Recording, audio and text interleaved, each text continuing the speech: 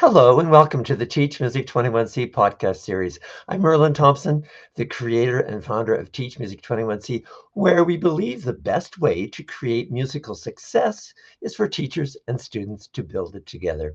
And I'm joined today by Sandy Chen, a graduate of the Teach Music 21C certification program. Sandy, thanks so much for joining in. Hi, Merlin. I'm It's good happy to to be here. Yeah, it's good to see you too. And I have some questions for you. Usually people are asking me questions, but today I've got some questions for you because I'm really interested in your journey as a music teacher. And so why don't we start with if you can give us some of your background, that would be great. Yes, so I play and teach the piano and double bass, and I have a music studio in the Vancouver Marple area. It's called Red Tomato Music Studio, and I have about 40 students right now at the moment, and I teach 6 days a week. And most of my students are late from beginner to late intermediate, and I have quite a few senior students who are working on the more advanced RCM levels. Yeah. That's fantastic. So, from what you've just described, you're doing everything from the beginner to advanced students. And if I understand correctly, I know you and I've worked together on some of that beginner, changing how we teach beginners to from a traditional reading approach to an ear before eye approach. Can you tell us a little bit about what that experience has meant for you? Yeah, so I've been teaching for about 10 plus years. And all this time, I've always used the traditional method because this is how I was being taught, I was being raised. Sure. Uh, yeah, and so I always use method book, and I was always very focused on note reading.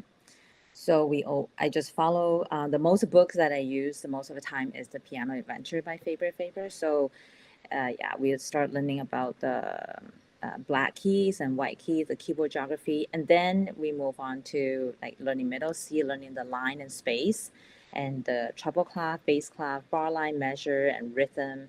And a lot of times I find students get bored of it very quickly. Sure. Um, they are not motivated to practice. Very few of them are in the past few years, and um, they don't have a problem coming to class, but they don't like to practice. So And without practicing, that, yeah. yeah, And without that follow-up at home, it's yeah, like, well, where do we get? So, yeah, yeah, exactly. recognizing that with students, good for you for Yeah, recognizing that. So then what yeah. happened next?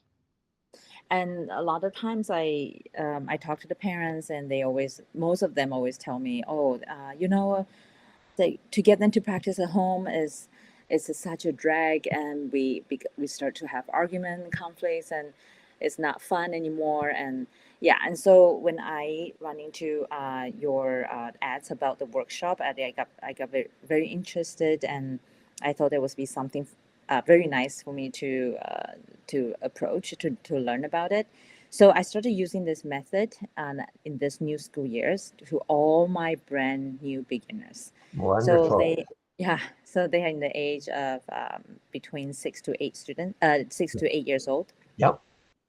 and all of them, surprisingly, they none of their parents have complained to me about anything about practicing. Interesting. Yeah. So I'm just really happy to see that result. Actually, the reaction from the kids, and um, they are all excited every lesson, Yep. because I think it's about 6 weeks now. Yeah, every lesson they are excited to show me what they have been working on at home. And then the parents actually told me that, oh, Miss Sandy, ever since they start taking lesson from you, every day after school, the first thing they do is practicing piano. Sure. Sure. And that's something that I'm very happy to hear that. And um, even during the lesson, all the kids are way more engaged. So what I do is I follow your steps. At first, I was very nervous. I wasn't sure how I should start with this new approach. It just seems really bizarre to me. How can Yeah. kids play the song without knowing how to read the music. They don't Right. even know, they don't even know what a quarter note looks like. They don't know what Yep. a half note looks like. They have no idea the line and space, treble clef, bass clef.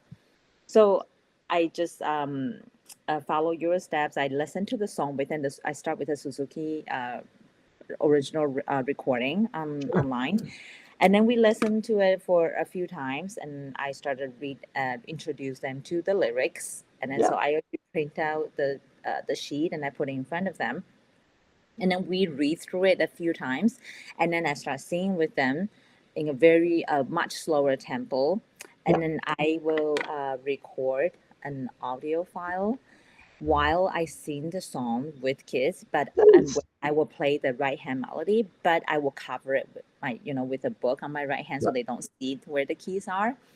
And for some of them, it comes very naturally. Yes. I just tell them the first note and the hand position, and they can figure it out by themselves very quickly. Yeah. They don't even need Yeah. to write it down. Yeah. But it's not the case for all of them. So Right. for some of them, it's a struggle.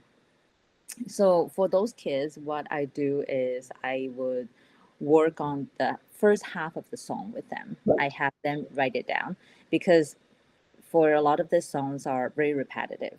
Yes, of So course. yeah, yeah. So I will work on the first half with them. I have them write down each note, like Mary Had a Little Lamb, start with the E, and I have them write down the first half, and then I send them home to Yes. finish the second half. Yeah, Yeah. Yeah. and yeah, so when they come back the next week, they are very excited to show me, oh, look, Miss Sandy, now I can play the whole song. Yeah. then Yeah. and then for some of them, they were trying to make up their own left hand, Hmm. and then they are happy to show me. And yeah, so I find this approach actually create a lot of uh, interest and motivation for the kids to practice. Yeah. And then I think to them it's not even called practice anymore. They just told me, oh, I really like playing this song. I really like learning new songs. So that's something that I'm very happy to hear. Yeah, Yeah. sounds fantastic. And what just really stands out from what you're saying is I see how the students have ownership of what's going on. Yes. And they're Exactly. interested in exploring that ownership. Like Yes. you're saying, introduce the beginning of the piece or the first half, and they can't wait to show you that they can get to the end of the song. And they know about the end of the song because, of course, it's in their ears. So Yeah. it's there just ready to go. So fantastic. So this is Yes. really wonderful news. And Yes. I can see it's really transformed your studio with those beginner students from a place of challenging to get students to practice Yes. to a place where, yeah, kids are running home Exactly. after school and they can't wait to explore to see what they can find today.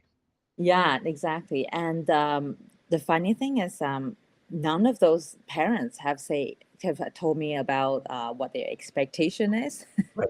and they just told me like, "Oh, I'm so happy to see they are enjoying playing the piano." Yeah. It's very different from the feedback that I Yeah. had from parents in the past. So it actually really opened my eyes, and then, it made the lesson so much more fun too because I don't really have to tell the kids like, okay, pay attention, you need to sit still, you need to focus because they are focused. They Right. need to listen and they are very engaged. And they a lot of time they show me, oh, look, check this out. Look, let me show you something. Sure. So that's very nice to see. And also the lesson is 45 minutes with them, and they would just tell me by the time I tell them, oh, I think that's it for today, and they were like, what? It's done already? Yeah. So fast. Yeah. And then I also tried this with my existing early beginner students Sure. this year. And to them, it's like a treat because they Yeah. are always being taught, okay, I need to look at the music, and okay, I need to play exactly what's on the book.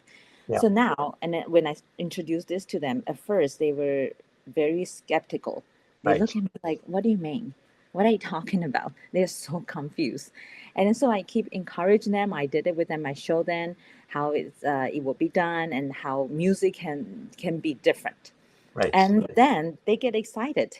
Yeah. And then so whenever they come back to the lesson the second time, they will just sit down and play the song that I told Mhm. them to play, to teach them to play by ear. For example, Mary Had a Little Lamb, and then they will come back and just sit down and play Mary Had a Little Lamb. And then I will ask them question like, okay, can you show me what's your favorite song? Instead of playing the songs that they already learned for quite a while on their method book, they will show me the song that I teach them to play by ear. Right. And then Innate. that's, yeah, so that's the song that they would just sit down on the piano and play. Yeah. Lightly Roll, London Bridge, or Happy Birthday, and I teach them the whole song with the left hand chords. And so that's the song that they will actually sit down and just play naturally. Mm-hmm. Yeah, instead of the song that I've been learning for a while on the book. So yeah, that's a very interesting reaction that I see from kids. Yeah. So it sounds like this transition to an ear before eye approach is Mm. really just giving a new energy to your studio, which Yes. is really exciting. And Yes. congratulations and way to go for just taking the leap, because for I think all teachers, once you have a method, even if there are obstacles, it's like we feel obligated to keep going with the method to Yes. see what we can do to get it to work. And here we look over to see what an ear before eye approach does. And we go, oh, well, all these things happen automatically. And students' interest and ownership being the primary driver. Yes. Yeah, who doesn't want to have that? And I mean, everybody wants to have that in their studio. Yeah. Yeah. Exactly. Yeah. And it just it takes a lot of pressure off me as well, Right. because to teach, to be honest, completely honest, teaching young kids at that age, around 6 or 7, a lot of time is such a struggle to get them to know how to read notes and just learn about the stop line and know the measure number, the treble clef, and all that. A lot of times it's very hard for them. And so learning this way, the year before I, is just so much more fun and a lot less Fantastic. stressful for me. Yeah.